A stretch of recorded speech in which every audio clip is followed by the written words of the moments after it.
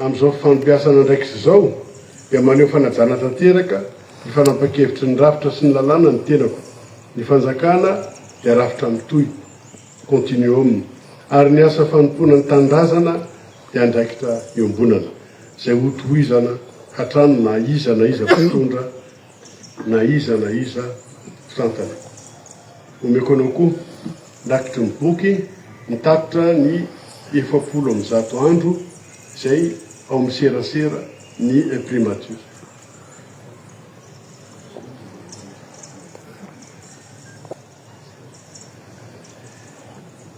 ampiralahina tanteraka arak'izany no irariko fombiazana feno anao andeha matoa prime ministre mahaleova malasany hanana faharitseam-po tsy mety ritra mandritry fotoana anatanterahanao ny asanao inoko ihany koa fa hitohatrany ny ezaka rehetra hanamafisana ny ady amin'ny kolikoly zay talentanao sy ny fanafoanana ny tsy maty manota zay mbola ao ary indrindra ny fanakekezana sy ny fiainona ny vahoaka malagasy ka tsy hijanona ho fampanantenana fotsiny ny asa sy ezaky masona fa tena isy vokany sy fiantraikany vaingana ho tsapan'ny vahoaka farany dia tiako ny manamafy fa ny tanjona irasantsika rehetra amin'ny maha-olo-pirenena dia iray ihany Madagasikara milamina miaina ao anatin'ny fitoniana sy ny fandriam-pahalemana mandroso ao anatin'ny fanavaozana sy ny fiavaozany tsirairay Madagasikara sambatra iorenany firaisan-kina sy ny fitokisan'ny vahoaka mankasitraka tokola mankatelina tokofa resaka tsika isanao mikiatotra amin'ny tao dia ny zavatra tena hitovizana dia ny hoe samy nandeha tamin'ny fahitsiana samy zanaky vahoaka samy mitomany rehefa mahita amin'ny malagasy mijana zay lafin'izay voalazan'Andriamatoa filohan'ny fanavaozana omaly tamin'ny kabariny hoe ny antony safidiny ny tenako ihany koa dia zay fahitsiana zay fitiavan-tanindrazana ary ny fahasahiana rehefa niteny izy hoe za dia nasany ala tao amin'ny gendarmerie dia mankasitraka feno Andriamatoa prime ministre mirary ianao amin'ny andraikitra zay mety efa niraisinao sady taorianany 6 mars na zay ho raisinao fa fantatro fa naizanaiza misy ianao dia mitsinjo ny malagasy foana ny zavatra ho ataonao ny tenako tsy tonga handrava fa tonga hanorona hanohy ny fanavaozana an'ity repoblika antsika ity tsy salasala anontany ianao rehefa tonga ny fisalasalana hoe ahoana izy tao zoky fa eto ohatra ny misalasala ianao fa manatraika efa talohako natato n'ity toeran'ity natany amin'ny andraikitra hafa dia miangavy mba tsy amosopoltanana ianao fa le zandrinao ato bebe fo fa indraindray sao dia mivatrafatra loatra ny manaraka an'izay raha nieny ny lahatena Andriamatoa filohantsika omaly zavatra roa lehibe zany ny tena tsy ahivony andrasany amiko ny voalohany dia ny anatanteraka tsara ny politika ny fanavaozana ny repoblika ny lafiny faharoa dia ny ampiray indray sy ampirahina ny malagasy rehetra manerana lafivalonynosy sy manerana zao tontolo zao mazava ho azy zany fa hojerena ny drafitra asa ao dia atao mifandraiky amin'izay za manokana dia ataoko hoe teknisianina tsy mbola tanatina politika zany fa ty aseto ty tena politika ty politika amin'ny lafiny hoe fitantanana ny firenena raha atao hoe zazavao aho marina zany fa kosa raha ny ataoko hoe zavatra ny lalovako mandrako tonga amin'izao andraikitra zao inoko indrindra miaraka amin'ny mpiara-miasa eto sy satria za moa kristianina mandeha miaraka amin'ny Jesosy manao zavatra sy misy safidy eto ankoatran'ny fahombiazana vokatra no resahana zany zao satria miandrandra zany malagasy ary malagasy efa tsy mahandry zao efa maika be izy fa ela loatra zay fijaliana zay dia zay hiara-iasa eto dia mila mandray an'izay fijery zay hoe vokatra ny resahana fa tsy asa. Andriamatoa mamitiana Rajonarson izay manamboninaitra hoe nisitaka zany tao nohony hoe tsindritsindry maro samihafa raha ilay fitantarana omaly efa tale generaly indromiantaona teo anivon'ny samifina na ny sampandra raha-mpanjakana amin'ny sahana ny ady amin'ny famotsim-bola sy ny resaka hoe famatsim-bola ny resaka asa fampiororona zany raha zay no mahafintina azy manamboninahitra isan'ireo hoe promotion ihany koa zany na indray andihany tamin'ny filohampanjakana PRRM zany hoe mifakafantatra tsara aloha zany izy rahalay reo raha raisina amin'izay dia andrasana nisany hoe tena andrasana aloha zany hoe manahoana no programma izay arosin'ity premier ministre ity satria manana eo maray volana izy raha ny lalam-panorenana anolorana ny programma akapobehan'ny fanjakana tsy ohatrany tsy misy hoe miandry ela fa raha ny fantatra dia anio avy hatrany no tanterahana ny fifamindram-pahefana zany eo aminy sy ny premier ministre teo aloha izay natsahatra niaraka tamin'ny gouvernement tamin'ny fahasiviny volana martsa teo zany hoe enin'andro katroka taorinan'ny fampitsarana ilay gouvernement no voatendry ity premier ministre anankiray izay isan'ny hoe afa-nahafantarana azy moa zany raha miverina kely amin'iny ny resaka hoe ady tamin'ny kolikoly dia raha ny hoe tranga anankiray isan'ny hoe manomboka misy mampatsiasy miverina dia hoe izy lay mpiasa teo anivon'ny Pianco mpanao fanadihadiana ny antso atarby Andramatoa Claudine raha zay mamonjy tamin'ny fotoan'androny ilay tratrany opa sy tendratry ny sisy ireny dia nisambotra azy dia tsy mahamasina tetsy tamin'izany andro zany zany hoe raha milaviny anankiray zany dia hoe premier ministre isan'ny nanana fahasahina raha ilay fomba firesaka sy ny fanazavana tsotsotra mikasika azy amin'ny resaka hoe ady amin'ny kolikoly sy ny resaka fahintsina misy amin'ny lafiny anankiray ihany koa nefa ny tsikera sy ny karazana fampasahivana hoe tao anatin'ny fitondrana teo aloha no voatendry indromiantaona ho tale generaly samifiny ty premier ministre ty izay fa taleparitra moa zany tany Toliara dia ho an'ny Bianco no voatendry taty aoriana ho tale generaly samifina ny rehetra no afaka hoe nanahoana ny vokatra tao anatin'izany sampandra zany koa amin'ny lafiny indray mety hoe ahafahana mitaratra ve ny ho fahombiazana sy ho asan'ity premier ministre ty ireo hoe tany aloha fa ny zava-dehibe zany dia hoe ny ho avy no banjinina anahoana ny vokatra manahoana ny mety ho fomba fiasa manoloana indray fanamby maro samihafa mikasika ny oasa sy ny zavatra misy na eto toerana na amin'ny sehatra iraisam-pirenena ny lafiny ara-toekarena ny diplomasia sy ny sisa sy ny sisa. Ie raha ataontsika hoe ny lahateny fampidirana izay nataon'ny filohan'ny fanavaozana ny repoblika tamin'ny nanolotra n'ity premier ministre vaovaotilo zany dia mazava fa olony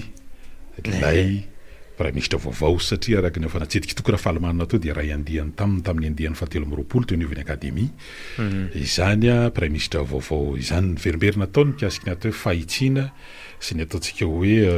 ny ady amin'ny kolikoly dia mazava loatra zany fa dia isan'ny anankiray ary isan'ny antoka zay faharany ataontsika hoe fitokisan'ireo mpiara-misy manantoka ara-bola sy ara-teknika izay resaka ady amin'ny kolikoly anisan'izany moa zareo ny anglisy raha tsy teny efa zay manahoana zany no fitohizan'izay ataontsika hoe reo fiaraha-miasa amin'ireo mpamatsy vola ireo eo anatrehan'izao fanendrena vaovao zao ho hitantsika eo moa zany satria mino fa hanana zay teny foiambarana amin'izay mety ho endrikendriky ny zavatra ho atao ny iraka ho ampanaovina azy sy ny fanendrena zay gouvernement aradia amin'ny eo ity premier ministre ty aoriana ataontsika hoe famindram-pahefana zay ho tanterahana afaka ora roa eo zany eny amin'ny lapam-panjakana eny mahazo arivo etsik'ilan'izay dia efa mazava zany fa dia izy moa izany ve le atao hoe homme de la situation zany hoe efa natsidika teo ihany koa natsidika toko teo any hoe inona ny zavatra mandrafitra ny Madagasikara amin'ny akapobeany dia eo aloha zany raha oharina amin'ilay ataontsika hoe tatitra navoaka ny transparency international dia niemitra be ny ataontsika hoe ady amin'ny kolikoly teto Madagasikara raha nitatitra farany satria dia niemitra ny lara Madagasikara toy zany koa notan'ny Madagasikara sy ny sisa zany hoe tsy mora zany le fanampy teo koa dehibe ny resaka nandeha tao anatin'izay efa bolan'izay mikasika an'ireo ataontsika hoe manodidididina ao anatin'izao fitondrana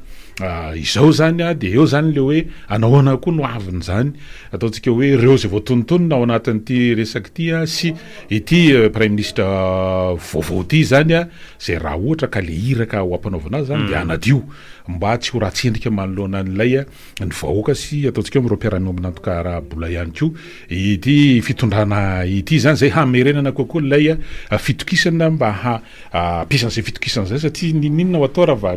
tsy eo zay fitokisany ataontsika hoe ny vahoaka mpitondra zay a de sarosarotra ihany ny irsona ary etsikilany ety moa zany de le hoe raha te ho lasa lafira de mandeha rery fa raha te aingana moa zany raha te ho aingana ny fandeha de mandeha rery fa raha te ho lasa lafitra de miaraka de eo zany hoe ahoana no fandehany ezaka tsika mba akany hevitry ny olona ihany keo no fampidirana fotsiny ny retokana fahalamanana ataontsika hoe mety hoe mpanao politika sy ny sisa amin'ity marainy ity raha ohatra ka efa vonina ao ambadika aloha zany filohana antoko politika miezaka tsika raha ohatra ka efa vonina ao ambadika eo ny filohan'ny antoko politika fitambolagna professeur Michel Razafy ndre tsy maniry dia ho ampidiritsika mivantana izy manoloana zao fanendrena vaovao zao miarabanao le mato Razafy ndre tsy maniry mivantana eto amin'ny top radio amin'ity maraina ity nanaraka tsara ianao fa nisy ny fanendrena ny prime ministre vaovao zany prime ministre faharoa ao anatin'izao ataontsika hoe fanavozana ny république zao réaction à chaud l'homme de la situation ve raha ny fahitanareo azy makasitraka ny fiasoana tompoko voalohany indrindra aloha ny fametrahana premier ministre moa mazava ho azy fa olona tsy maintsy afaka miara-miasa tsara amin'ny alefa-toa filohan'ny fanavozana marina fa afaka miara-miasa daholo ny olona zay ataontsika hoe natolotry ny vahoaka fa tsy maintsy iray ihany moa zany eo anatiny ka miveverako azy aloha de hoe za hoe mety ho tsara ny hoavin'ny firenena raha ohatra ka tena misy programa tsara zany ataontsika hoe ny fametrahana ny ekipa indrindrindrindra zay manodidina azy ny aty amin'ny mpanolotsaina izany na eo anivony ataontsika hoe eo anivony membre gouvernemanta satria ny zava-dehibe ny monsieur Roland de hoe mila toe-tsaina zany aombiazana amin'ny fanavozana tena apetraka ka io zany de tokony hanomboka eo anivony gouvernemanta izy io zay fametrahana an'izay io zany tsy isy ataontsika hoe miracle na zava-drava fa hoe tena amin'ny alalan'ny asa sy ny fomba hitondrana ny fitantanana ny firenena zany tena zava-dehibe ka zavatra telony any tiako hoe anisan'ny zavatra ilaina ao anatiny ao dia voalohany indrindra aloha ny hoe ahoana ny tena ahafahana zany iomanana amin'izay hiatrehana ny zavatra hisy manarak'izay ny concertation zany hoe tokony hiainy amin'ity gouvernemanta ty zany nilay lalana tokony andehanana aka ohatra ny fanomezana lanja ny ety fotony ny tokony tsy hogazainy politika tsony ny teknisianiny sy ny hoe tokony haitsika amin'izay nametraka ny firaisakina anaty fahasamihafana zany hoe haitsika ny mitrandraka ny hay vao sy ny traikefa io zany de ataontsika hoe zava-dehibe satria ny fampandrosoana ny firenena de mila fiala amin'ny entany rehetrarehetra fa tsy hoe misy akilabao na misy atositosika fa hoe miara-mientana izay ka raha ny fahitako ny zava-misy aloha sy ny hoe ny toerana nisy ny andriamatao premier ministre zay nandalovany io za hoe avita zavatra tsara izy amin'ny alalany ataontsika hoe mahay mametraka an'izay satria tsy olona ray manko no mampandroso tsy olona ray no mitantana fa lefa haizana miaraka amin'ny ekipa zay apetraka ny tena ataontsika hoe antony lehibe aombiazana ie io moa satria ao anatin'ny ray volana raha volazany lalam-panorenana no hanolorana zany manoloana ny parlementa ny programme général de l'état na ny PGE zay ihany koa no hamaritana zany hoe inona sy inona ny tena iraka sy asa ho andraikitra zay ho tanterahana nakinina amin'ity prime ministre vaovao ity isorana be dehibe anao andriamantora zafina rehetra maniry karazana réaction à chaud ihany moa zany amin'ny fiandohana satria afaka aminitra ataontsika hoe ora roa eny no anao ny famindram-pahefana eny amazo arivo de orin'izay ihany koa na ahitana zay ataontsika hoe teny na filazana voalohany amin'ny antonatony zay zavatra ho tanterahany ity prime ministre vaovao ity fa ny amin'ny androany aloha dia makasitraka tao anatin'izay faneho-kevitra foy izay miarahaba azy ary mirary soa ho azy mba tafita soamatsara satria miandry miandry ny firenena ny hoavin'ny firenentsika ty indrindra ireo taranaka zay fandimby eny ary makasiraka tampo magasetra daoary dia zay aloha zany ny hevitry ny mpanao politika anankiray mikasika ny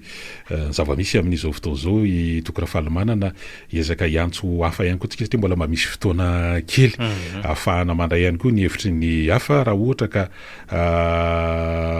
ao ambadika ao zareo anatin'ny vovonana panorama zay isan'ny namerimberina matetika ny amin'ny hoe isin'ny diovina aloha ny tokotany manoloana ny zavatra rehetra mba ahafahana mametraka an'izany atsoa lalao madio na eo amin'ny lafiny politika nisan'izany ny fividianana zay ho avy sy ny sisa raha ohatra ka efa voninao ianao Randrenirina Ignace na Ramasy dia ho ampidirina mivantana indray ihany koa akana ny hevitrareo fomba fijerinareo tao anatin'ity fanendrena Prime Ministre vaovao ity dia Andriamatoa Rajon Arson zany Rajon Arson Mamitiny miarabanao Randrenirina Ignace na Ramasy ombadika ao ianao nazo Prime Ministre vaovao i Madagasikara Prime Ministre faharoa ao anatin'izao fanavozana ny République zao nanolotra anarana io Prime Ministre io ianareo sa tsy raha tsy l'homme de la situation ve le Prime Ministre voateny raha fahitany vondrona mpanao Ramasy misaotra betsaka Roland misaotra betsaka ny technicienne voalohany indrindra aloha dia politika aloha no resaka eto raha afaka mba hiana kely le radio akaikinao dia mandre amin'ny telefôny nanao fazafady indrindra tompoko mialatsiny aloha zany fa lasa mafimafy le radio zay eny ndao dia politika no resakitsika eto moa zany androany miondrika mpanajana aloha zany ny namana Randriamandrato Richard zay mpanao politika mindaosy fahafatesana omaly amin'ny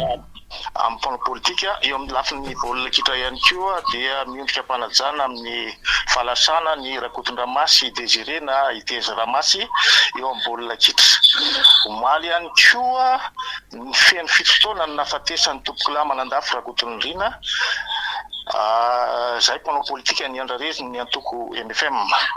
omaly ihany koa zany ny fanendrena ny Premier Ministre vaovao Mamitiny Rajon Arson zava-dehibe ho an'ny firenena ny zavatra mitranga omaly zany ka dia mitondra fanazavana kely mikasika ny fanendrena Premier Ministre io manana olantsika zany aloha amin'ny fanendrena Premier Ministre ny antony mpanao politika atsika moa zany dia somary manahirana ny fomba fanaovana politika atao amintsika izay le nitenen'ny panorama na ny antoko MFM tamin'izany fotoana zany hoe mila mifampiresaka manao tenerana aloha vao fifidianana tsy mbola tonga ny fifidianana antsika zao fa le fanendrena PM raha ny antoko politika misy amin'izao fotoana zao dia mitaky ny tsy fankatoavana ny anteny mera-pirenena izay nanendry ny Premier Ministre io ny olana zany amin'izao fotoana zao hoe tsika nefa ny manaraka ny lalam-panorenana zay zany ny zavatra iainantsika amin'izao fotoana zao ka ao anatina crise politique sika fa mila mitandrina tsara mba tsy hahatonga na zava-doza eto amin'ny firenena zany mivavaka ihany koa ary mankahery ny Premier Ministre vaovao avita ny adidiny sy ny andaikiny ny zavatra voalohany indrindra aloha ny tokony ho ataony dia miantso ny mpanao politika aloha ahafahany mandamina ny firenena zay aloha zany ny fijerevako azy eo satria raha vao misy crise politika sy tsy milamina ny situation politika eto dia zava-pona na dia manam-pahaizana ary ny olona zay napetrakintsika teo